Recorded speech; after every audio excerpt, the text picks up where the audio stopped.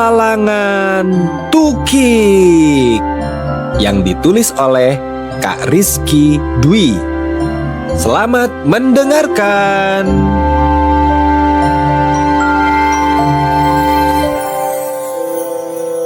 Hiks, hiks, hiks. Terdengar suara Tukik si bayi penyu menangis di tengah laut yang begitu dalam dan luas. Ia baru saja dilepaskan dari tempat penangkaran penyu. Di mana ya teman-temanku berada?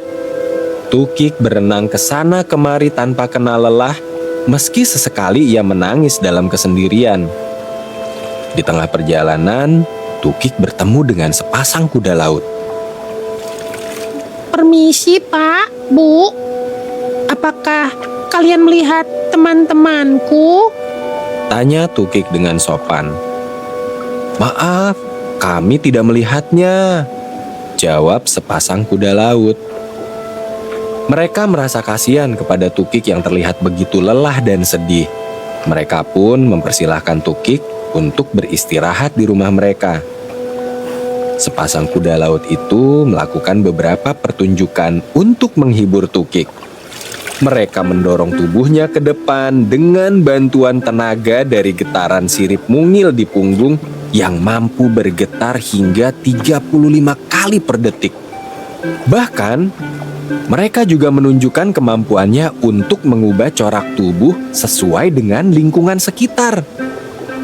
Mereka tampak seperti tumbuhan laut. Biasanya, mereka melakukannya untuk menghindari dan mengelabui predator yang bermaksud memakan mereka.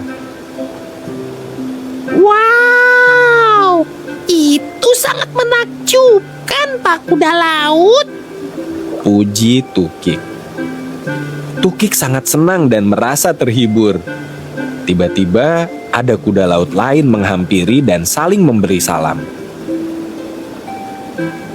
Mereka mengubah warna tubuhnya sesaat atau mengeluarkan suara klik, klik yang dihasilkan oleh rahang mereka. Ini adalah cara kuda laut untuk saling sapa ketika mereka bertemu. Ternyata kuda laut adalah hewan yang sangat sopan. Pak Kuda Laut, kenapa perutmu tampak lebih besar dari Bu Kuda Laut? Tanya Tukik. Oh, perutku ya? Perutku ini isinya telur dan akan menjadi bayi kuda laut setelah menetas nanti, jawab Pak Kuda Laut. Dia bertugas mengerami telur-telur tersebut hingga akhirnya menetas dan keluar dari dalam perutnya. Telur-telur itu harus dijaga dan dilindungi dengan baik. Saat ini, kuda laut sangat sulit untuk ditemui. Jumlah kuda laut semakin sedikit dan terancam punah. Perubahan lingkungan habitatnya, pencemaran lingkungan, dan penangkapan yang berlebihan untuk dijual yang menjadi penyebabnya. Kuda laut pun semakin sulit untuk bertahan hidup dan berkembang biak. Tak terasa, malam pun tiba. Sepasang kuda laut mempersilahkan Tukik untuk menginap di rumah mereka. Perjalanan malam hari tentu membahayakan untuk penyu kecil. Hari ini, Tukik tak lagi bersedih dan merasa bahagia. Sinar matahari pagi telah menembus dalamnya lautan. Tukik bangun dari tidurnya. Ia ingin berpamitan dan berterima kasih kepada sepasang kuda laut yang baik hati. Tak hanya menghiburnya, tapi juga membiarkannya untuk tinggal semalam.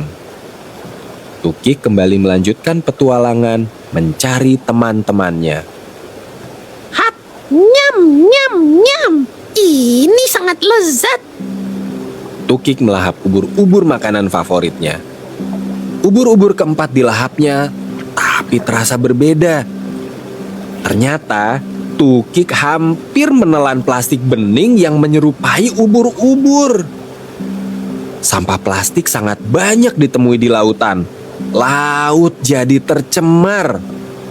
Banyak hewan laut yang mati, termasuk penyu. Penyu seringkali mengira bahwa plastik adalah ubur-ubur. Di tengah perjalanan, Tukik melihat sesuatu yang sangat besar berenang di atasnya. Mata Tukik tertuju padanya dan terkagum-kagum dibuatnya. Ia terlihat seperti burung elang yang terbang di lautan.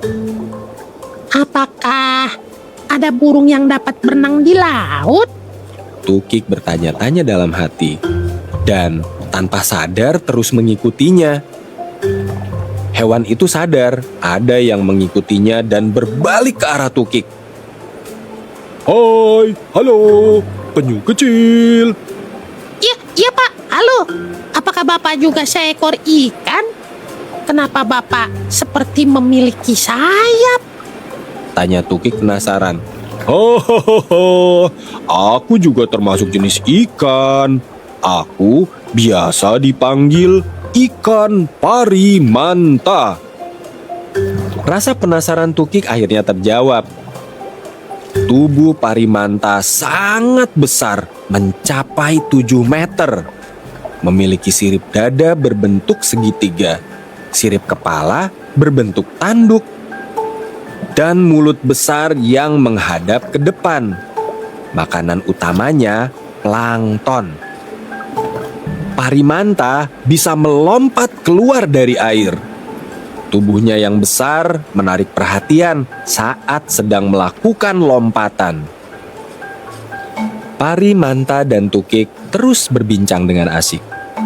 Tukik juga bercerita mengenai petualangannya mencari kawanan penyu. Pari manta menawarkan tumpangan pada Tukik agar dapat berenang lebih cepat. Kebetulan, Pari manta pernah melihat segerombolan penyu ketika berenang bebas di laut lepas. Pari manta juga bercerita bahwa dari hari ke hari, penyu semakin jarang terlihat. Ia memperingatkan Tukik untuk terus berhati-hati dan harus pandai menjaga diri.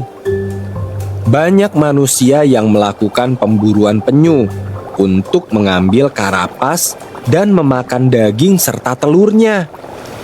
Selain itu, banyak hal yang membuat penyu semakin terancam punah, termasuk perubahan iklim, hilangnya habitat untuk tempat tinggal, dan pencemaran lingkungan. Setelah berenang begitu jauh bersama Pari manta, Tukik menemukan kawanannya. Ia sangat bahagia karena kini tidak sendiri lagi. Banyak sekali pelajaran berharga dalam petualangannya kali ini. Tukik berharap manusia tidak lagi membuang sampah di laut, serta mau menjaga dan melindungi seluruh penghuni laut.